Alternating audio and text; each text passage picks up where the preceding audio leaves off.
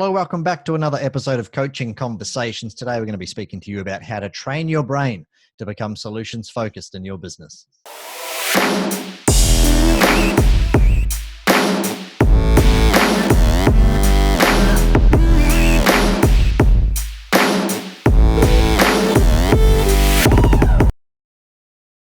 Hello, welcome back to another episode of Coaching Conversations with Nick and Chris. I hope you're feeling wonderful today. I hope your last week has been fantastic. Nick, how are you feeling today?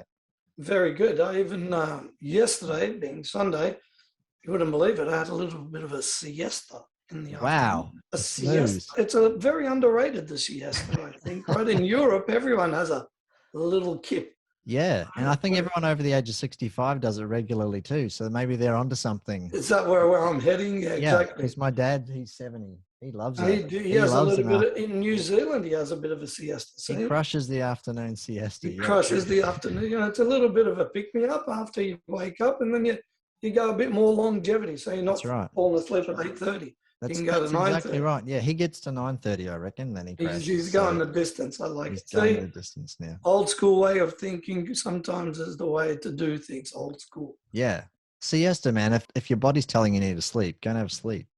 Yeah, I tried to watch a movie, but you know when you're doing these things, I'm like, yeah. I just need to give in. Give in. Don't resist.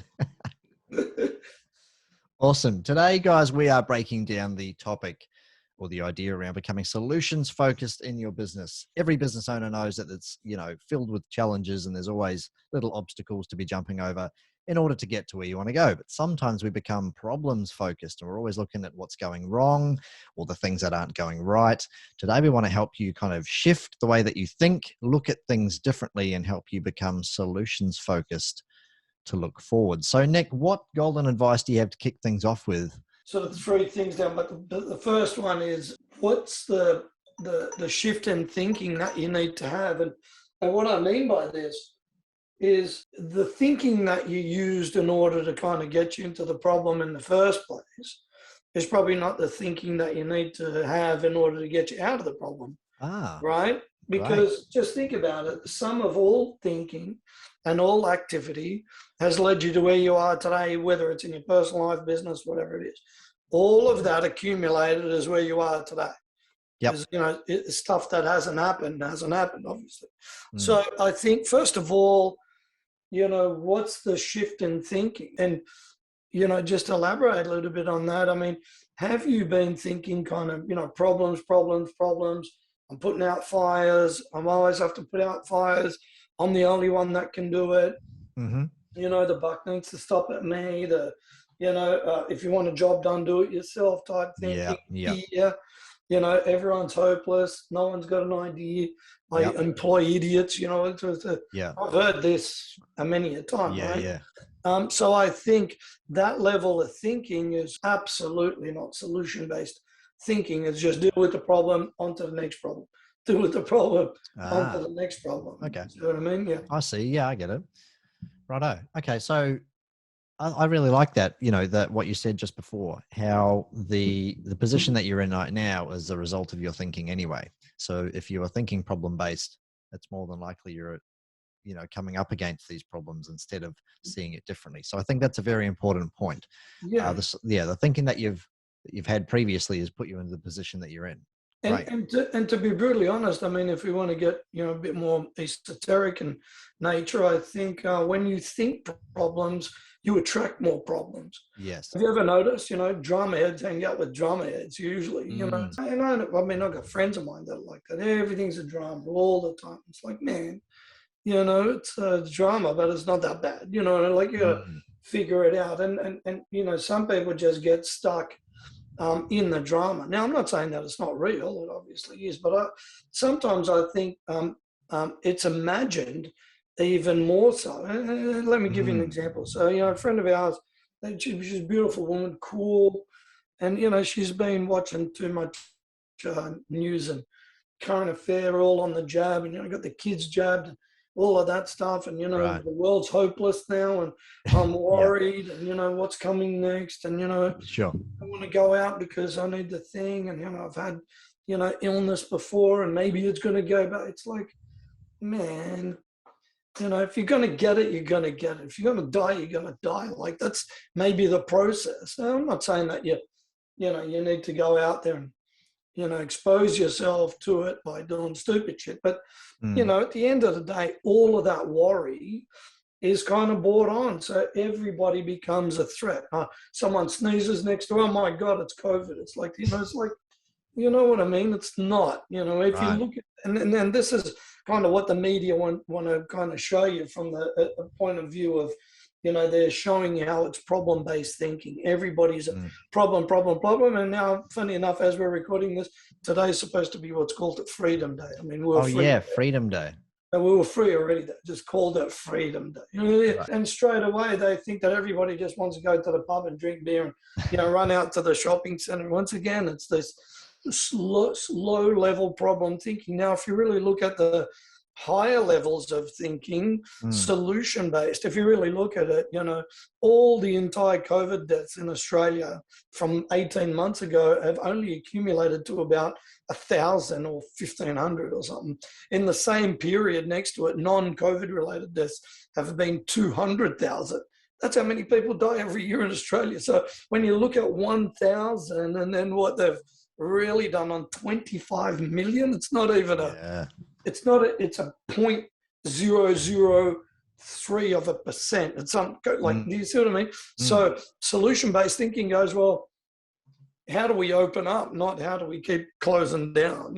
Like it's a shift. And I just want to kind of use that idea. And by the way, I'm not saying to anybody, whether to get the vaccine or don't, that's your decision. But what I'm trying to say is, there's sometimes if you just think this low-level thinking, it actually creates more panic and more fear and more of your worst nightmare, if you want to think about it like that. Right? Yeah. You're thinking problem rather than solution. Yeah, it's very true. I've just started working with a client and he's on the tools. He's in the plumbing game. And, we started talking about just having a conversation. We're not even there yet, but conversation about systemizing and bringing on a new employee. And straight away, shoot the gun. He's like, I can't find decent quality tradesmen. None of them live around here. Everyone I hire is useless. And I kind of stopped him up and said, well, if you keep thinking like that, then you're probably going to attract more of that. And he was like, oh, I guess you're right. I've never really thought about it the other. I said, what about, the right tradesman is out there and he is only just around the corner and it will take time to find him, but eventually I'll be able to find him. Like, how about we shift our way of thinking there? Thought about that for a moment and thought, yeah, you're absolutely right. I've only ever thought everyone that I've brought on board hasn't worked out for whatever reason. Maybe we need to shift the idea around. Let's figure out how to make it work. Maybe it was my training. Maybe I didn't reference check them. Maybe I didn't give them the support they needed to learn the skills. It's kind of like you said, shifting towards the solutions-based thinking. How do I start that? Yeah, it's interesting. I think, what you were just saying there, Chris. I've seen this over and over again. Clients all of a sudden got a lot of work on and, they're killing it. And, one of the things we keep on coming back to is I said, what you've done is you've sort of changed your focus towards, you've opened yourself up to the opportunities of what's out there. They're all always out there, but like you're saying, if you go, oh, there's no one out there, it's no good, people are helpless, and so, and I mean, we've seen it with our business, through COVID, we've killed it. Like why? Because we said, hey, we're not going to listen to this or take on board the trend or any of that stuff. We looked in January. There's no chance you're going to sign clients in January or December. That's right. We had our best December and January. You're right. Of it. It's like and once again, I think it's a shift. I've got another point that I think might be kind of cool with that, and I'd like to, obviously hear your viewpoint on it. But I wrote down creative thinking versus native thinking, and what I mean by native thinking is what's been your native level of thinking. Are you the person that's glass is always half empty?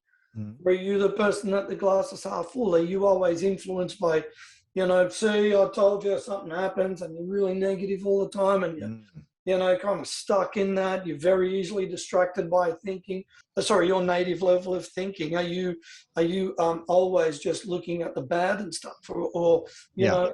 in order for you to become solution based, you need to be creative, because solutions are creative. I mean, Yes. let's think about it. I was watching Elon Musk the other day, and he's talking about the mission to Mars within our lifetime. I mean, which is in the next 20, 30 years.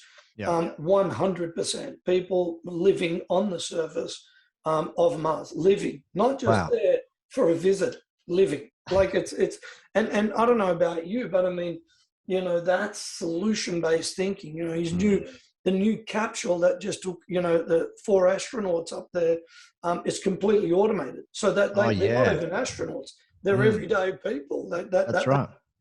One's a nurse at a hospital. The other one's the guy was just like got it in he entered the drawer to give some money for this hospital, and he's always wanted to do it.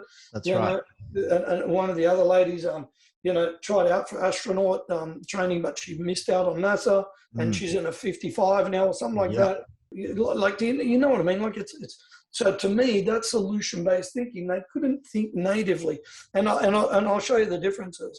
NASA built another rocket to be able to rendezvous with his capsule to then go to the moon, because they're working on the moon a lot. Within the next 5 years, that we're landing again on there and stuff, right? Right. Now, NASA has literally spent something like 20 or 30 billion dollars on creating this rocket, and it's been 8 or 9 years in the making. In the meantime, Musk has created this Saturn 9 rocket that's like hasn't blown up once, right? It's good. It's really powerful. It's called the Dragon 9, really powerful. And now the rockets that are on it, when it takes itself up, can jettison and come back down to Earth and fire off and land again. So one of those creative levels of thinking was natively what we did was we just let that jettison, it hammers into the ocean and it's had it, or it just stays as space debris, like something like that, right? Well, one of these two things. Now he goes, well, creatively, the most expensive part of the whole mission is the rockets and the booster. So, and we're just chucking them. And each one of those, I don't know, 500 million or something, right? So because it's all in the hundreds of millions or billions of dollars. Anyway, so now they come back. Traditionally, it was all astronauts only, and now it's civilians. We just did it 2 weeks ago. It's like incredible. So that's opened up the way, so, and that's why I think it's, native versus creative. And some people, by the way, don't necessarily have a lot of creativity in their thinking. So you kind of need to train that a little bit. You need to maybe get with somebody that goes, oh, that's a bit of a different angle there. I didn't even think about that. Oh, okay. And it's basically getting out of that, kind of blinders, right? Yeah, I speak to clients about this actually when they first start, and I kind of liken it to everything's within a small box or a small square. And yes, you've heard the saying before, think outside the box. But what happens is I feel that people draw a small box around their own limitation, and they think within inside that box. So they think about what can I do now with my current level of time, resources, knowledge, and money. So I think to them, hey, if we were to rub out the lines on this box and think freely, like don't worry about what knowledge you don't have or what money you don't have or what resources aren't available to you. What if you did have those resources? What if you did have that money? What if you did have the time? What would be possible then? And then people really start to get creative. That opens up that creativity to go, oh, well, if I had more time, I would probably do this. I'm like, well, if that becomes the outcome, then how do we create more time? So it starts thinking slightly differently around that creative aspect. And then, it actually provides a certain amount of energy for some people to go, oh, well, I've never really thought about that before. Maybe that is realistic. Maybe that is a goal that I can achieve. Yeah, I really love that. That's the shift between creative and native thinking. I think so, right? I mean, before, just think about it. Like even with this, NASA was it. Nobody else built rockets. And now they're like, China's got rockets. They've landed a rover on Mars. And like all of these other nations, ISS. Now, every payload right? Listen to this from Musk. He goes, well, how do we fund a mission to Mars with humans on it? You're talking 4 years. The ships need to be different. Mm. They're in transit 4 years. So you're not like sitting in a capsule for 3 days. You're talking 4 years. Or to the moon, it takes you 3 days to get there, hang out for hang on, 4 years to get to Mars? Yeah. Really? Yeah, man, it's a long way. Whoa, I did not know that. Yeah, it's a long way. Like that is a long trip. That's longer than from here to Sydney. That's a long, depends if you're flying by Jetstar usually. Even if I walked, I'd still get there quicker. If it's Jetstar, it's probably longer, but because they're always late. That's right. So but think about it. And these missions, you got to think: how do we keep the astronauts alive? How do we make sure the payload's there, food? All of it. So one of the, I suppose, the levels of creative thinking here is start with the end solution. What is it that you're trying to do? So as an example, I don't know, if you own a building company and all you're doing is putting out fires because the tradespeople on site are just not keeping the quality standards up, or they're making mistakes all the time, or this is we're not designing Mars rockets, right? We're just trying to figure out something. So if you think about it from that point of view, you go, well, what would it be like as the ultimate solution? Number one, that they follow some type of process. Number two, that they can self-communicate, or they understand how to communicate with self and with you, as an example. Number three, that they've got certain levels of decision that makes them autonomous to be able to make those decisions. Because you don't want them calling you, hey, hey, do I put the mail in here? You don't want it to be at that granular level. Number four, how do they operate within their eco? So when you're thinking about how they operate within that ecosystem called the job site, it's important for you to do. So if you start thinking about those solutions and then start to reverse engineer it, that's exactly what they've done. They go, how do we put a capsule that we don't need astronauts? We'll give them a bit of training for a year to kind of figure versus, 10 years for an astronaut. That's right. And let's make it so this whole thing can fly itself. It does everything itself. Yep. Back there was, millions of buttons and stuff. And now it's like 3 big, TV screens. They just touch it. I saw a really cool thing on the top of the craft. Before, they're looking through windows like this at the Earth. You've seen even on the space shuttle and stuff. Now, Musk one did this big clear dome. It's the biggest dome that they've ever. It looks like a bubble, basically. Yeah. And it's so massive, two people can, because they're zero gravity. Their heads up. 2 people can be in there, and you could take like 360 photos. So when they capture the planet, they can capture all of it rather than one section because the glass is too small. Yeah. Like, you know what I mean? Like, people just think the solution-based stuff. So I believe, think about what you want. And this is what the problem is, by the way. Most people just put out that problem or deal with that problem rather than going, I need to pull back and go like, how do I stop dealing with the problem by fixing the solution? Yes. Yep. Like if you've got a hole in your hose or a few holes in your hoses, you could patch it and then patch it and patch it, but it's probably showing you that the hose is kind of old, like your garden hose or whatever, Yep. So with me, I'm like, after the first patch, or I've got to cut it and redo it. It's second, I'm like, man, I'm throwing the whole hose away and getting a new hose. Because it just keeps show you all you're going to keep doing is fixing holes. Yep. And that's problem-based thinking. Solution-based, change the whole hose, brand new. Yep. Boom, done. Good. I call that central point thinking or root cause thinking. What's the bigger problem here? Where is that actual issue actually coming from? Let's fix the issue, not necessarily, plug the holes in the hose scenario. Yeah. That's really good. Great. You said you had a third point. What is it? Yeah, I mean, the third point I think is about most people have got a particular viewpoint for something. They come at it from being a boss, or, they come at it from the 3 levels of entrepreneurship, by Michael Gerber. Most people come at it from a technician level. And the technician, obviously, in any business is there to, get the job done as efficiently as they can and cut costs as much as you can. If we can do it in 1 hour instead of 2, that's a good thing. Yep. If we can do it for 1,000 instead of 2,000, it's an even better thing. All right, that's technician thinking, and you need that in the company. However, I believe if you want to be solution focused, the viewpoint needs to at least start at the next level, which is managerial thinking, or the top level, which is entrepreneurial level thinking. And, you can check this out in the book, the legendary book called The E-Myth Revisited by Michael Gerber. I think about it from, well, a manager really goes, well, how do we be more efficient, but how do we manage people in order for us to start to think about scaling? So a manager thinks systems. How can I replicate this? How can I do better? And that starts the solution-based thinking. If we've all got all of these problems, how do we consolidate all of these problems together?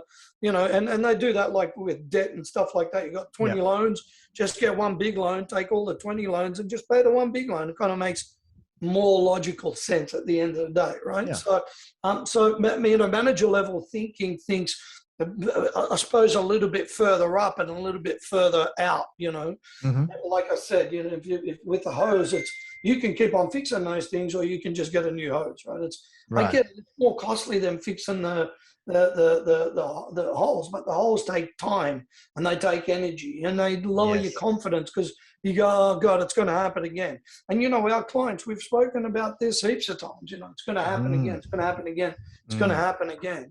For our business, we're going, well, how do we scale even more next year by bringing new coaches on? Well, we could kind of keep doing what we do and or build a complete intranet and infrastructure that, obviously, Cliff's doing for us, and we're all putting together so we can just onboard coaches effectively and easily, and then we can scale it and or franchise the model or whatever it is. So, and now I feel that then in the shift of viewpoint goes between manager and entrepreneur. Elon Musk is an entrepreneur, but he's also a manager of this big team, a crew of hundreds of people, and he's smart. He used NASA's launch pads that were already built to go, well, we don't need to build this. They've already got that.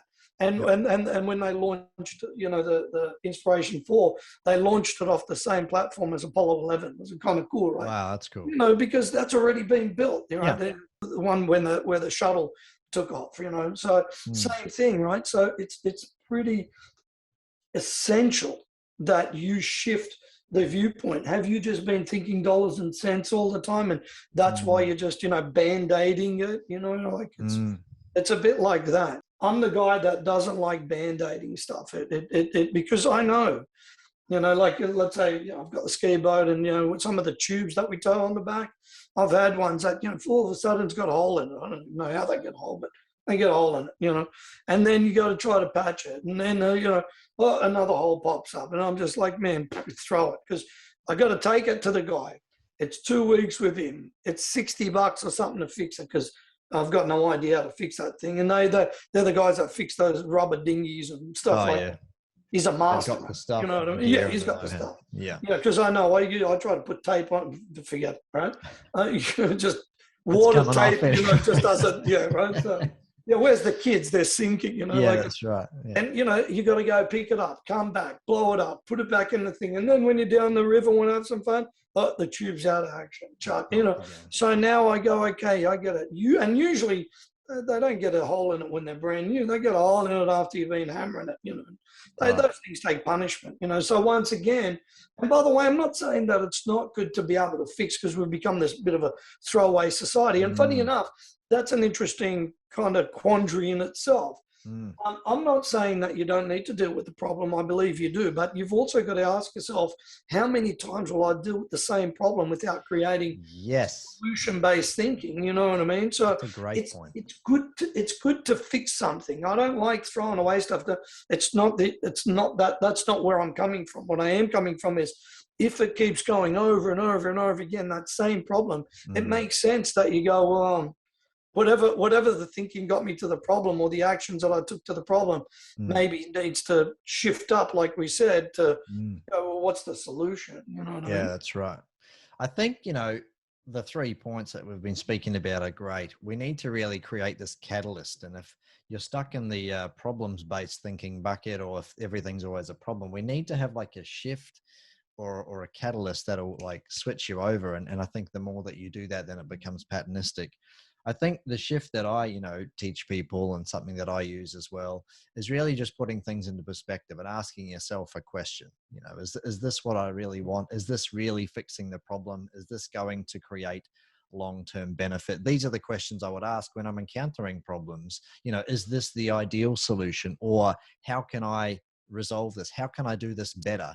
I think asking that level of perspective question, like, it really helps us to think differently and puts us into that, again, that creative thinking aspect to Mm-mm. really come up with the solutions. And then I think if we do this over and over, then we start to develop a habit. It becomes natural for us to then think creatively, not natively, as you mentioned before. Do you have any kind of Jedi mind tricks that you can use to then train yourself to become solutions focused?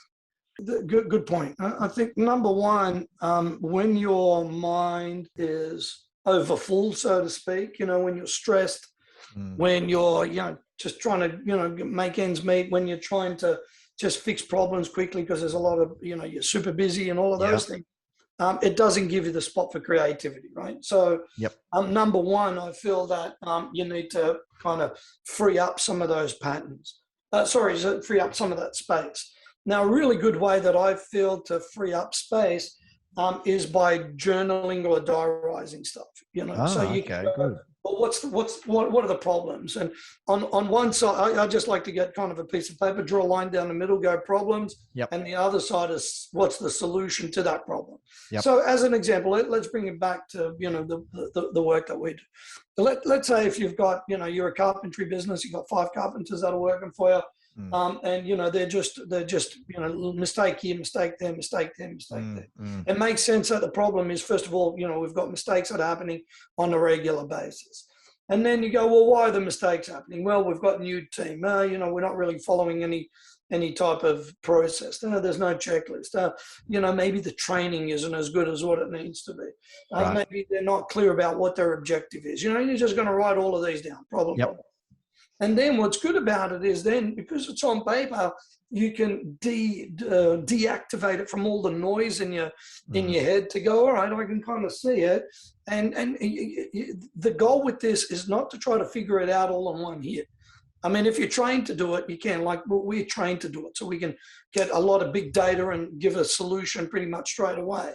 That's you're trained. I'm trained like that. So, but it takes years to do it. And people now, they don't even have to finish their sentence. I'm like, yeah, that, because I'm already thinking of what I need to be able to help them with. Now, in saying that, I think when it's out on paper, it gets rid of all the noise in your head and brings it down into some level of logic. Now, the good thing about it when it's on paper is you can come back to it and go, oh shit, maybe I wasn't right. I didn't even think about that.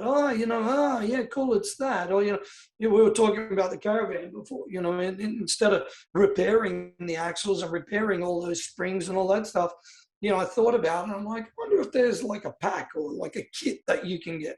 So, yes, I have a look, and there's 30 different people that sell these kits, and everything's just bolt on again. Chuck the old shit, put the new one's got every nut, bolt thing, easy peasy, so once again, you can come back to it. And I know I'll go back to it and search some more, and you'll get it cheaper, or you'll get it, closer, or maybe there's somebody that can actually do that, like it's all of these things. So I think that to me, because remember, like I said, if you're too noisy, you're still using native levels of thinking, because by the way, native levels of thinking are, I'll just keep on using the thought patterns that I use constantly because I know that they either work or that's all I've got, And you've heard the saying, if all you've got, is a hammer, everything else looks like nails, you know what I mean? Like, and it's the same thing. And it's almost like, I'm going to say native is lazy level of thinking. You kind of go, yeah, I've done that. That's how it is. And that's cool if you're brushing your teeth, but it's not cool if you're trying to go, mate, all of these guys are making mistakes on site and it's costing me thousands of dollars and non-happy clients and all that. So, starting the creativity process is take it away from the noise, bring it into somewhere that's kind of neutral. You can see it. And what I love about, having something on a piece of paper, I mean, you can do this electronically, but, it's what's cool about it is the paper itself is a platform for all possibility. If we're going to get really creative, It really is. You know, most ingenious thoughts start off with a drawing or a scribble or something. a scribble, and then they're like building twin towers, like the new ones. You know, like it defies like reality on how this stuff is. You know, like, or how do they build like a super tanker? I'm like, I don't even know, like, or a rocket like Musk. I'm like, I was going to say, go back to Elon Musk thing. How do you build the dome that goes on top of the capsule? They showed the engines and the progressive of these Falcon 9 engines. The first one, it's like, you know, 14 million hoses and all of that stuff ever, and pipes, and it was kind of bulky. And he goes, this is generation 3 or something. And the guy that was the reporter goes, man, that looks totally different. He goes, yeah, and the next ones that we're working on won't even have any of those moving parts, or I don't know what it was.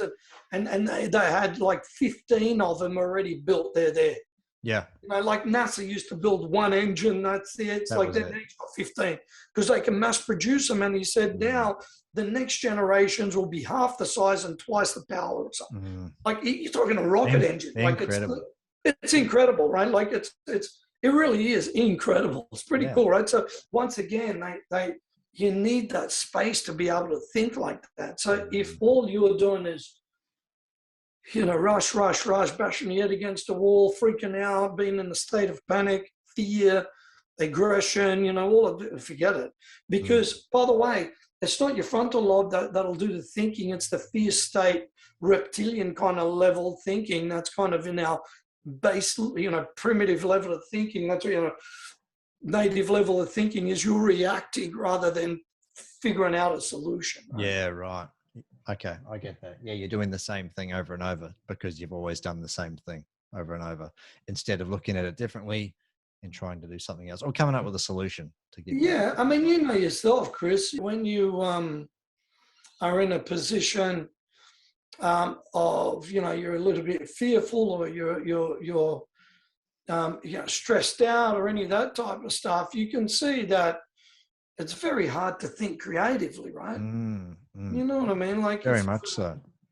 You know, and let's say, unfortunately, if you've been through a tragedy recently with your, you know, mother-in-law and stuff like that, you know, when that happens, you're not going on, I wonder how we can design a new system. You're not. You're just going, I need to deal with what's in front of me right now. Yeah, that's right. Some level of sanity, some level of normality, you know, and if I eat, it's a bonus, you know, if I don't start crying, it's a bonus. Like, these are all the things that we see. This is humans. So you really need to give yourself the space. How do you start it? Just write it down. It's a good start, and it costs you nothing, and it's quick, and you can come back to it when you're not as stressed. Yeah, very good. And I think it makes it real too. Once it's on paper, it gives it a different level of power and a different level of meaning. And that's why we get people to write their goals down. Yeah, man. I think that's a good point. It makes it real, and it makes it in front of you for you to be able to, you know what I mean? Like, it's just a different level of, once again, it's a different level of thinking, because now the same thinking that got you to there isn't the same thing that is going to get you out the other way. So yeah, exactly right. Guys, I've found this episode really good. It's opened up a whole lot of different contexts and thought-provoking scenarios, hence around the thinking situation. Hopefully you've taken some amazing gold away from this and really starting to use that solutions-driven aspect through creative versus native thinking patterns in your own mind. Nick, did you want to say anything to wrap this episode up? Yeah, I think the last part, I suppose, is, you know, you've got to make the decision. And the decision comes around, do I want more problems? Do I just want to work on, you know, patching the hose? Or is it time for you to go, look, I've done enough patching and it's kind of got me nowhere. It just springs up somewhere else or whatever, you know. And is it time for you to make the decision in order for you to start thinking solutions-based that allows you to, you know, kind of reimagine the spaceship, reimagine what it's like. You know, NASA, by the way, still hasn't completed their rocket. They've done some tests, it keeps on blowing up, just hasn't worked, and that should have been the best of the best. And here comes Musk that, you know, owns, like, is not that, and then has turned this into You know, they're like, how many every single payload that goes up to the space station or that goes into orbit is almost all Musk. He Yeah. goes out, just to finish off with that, he goes, well, how do we get to Mars? He said, so what he's doing is they're launching about, I don't know whether it was 4,000 or some ridiculous amount of satellites that basically hover around the planet that equals a new communication system, like more than 5G. Like it can, I don't know, do all of these things, which is pretty awesome. Like just think it's going to be, where it was just one choice, like Telstra, then Optus came, then, Dodo came, and they're like, think about it like that, where he now has got the ability to go, hey, we've got this that's cheaper, faster, more awesomeness, all of this stuff. And people will pay for that, obviously, which will then fund the mission to put people on the Mars surface. Wow. Like it's cool, you know what I mean? Like it's, and then people asked him, well, shouldn't you be spending all this money on figuring out things for Earth? He goes, to be brutally honest, he goes, just think about it, that 99% of all our funding for everything, whether it's, for SpaceX or any of these, the other colleagues, stuff like that, he goes, is based around working on stuff for the planet. He goes, but don't you think that 1% of the, money that's around in the world should be spent on, interplanetary exploration? He goes, I think that's fair. And that's what it is. So most people, once again, they think problem, he's spending all this money on whatever. It's Musk, he's become billionaire and trillionaire and all of that. Where in actual fact, if they thought solution, they'd go, oh, you know what, I'll do some more research. Oh, yeah, it's about 1% that's being spent on this. So do you know what I mean? Like, it's just stop being lazy with your thinking and, make it, if you want to make that choice, or, just keep on patching the hose. That's how it's going to go. Right? If you're sick of dealing with problems, let's look at working on solutions. You finished it perfectly. There we go, guys. If you have any questions around this or need some help with thinking solution driven, reach out to us, askitupcoach.com.au, and we'll see you again on Coaching Conversations again next week. Bye now. Bye for now.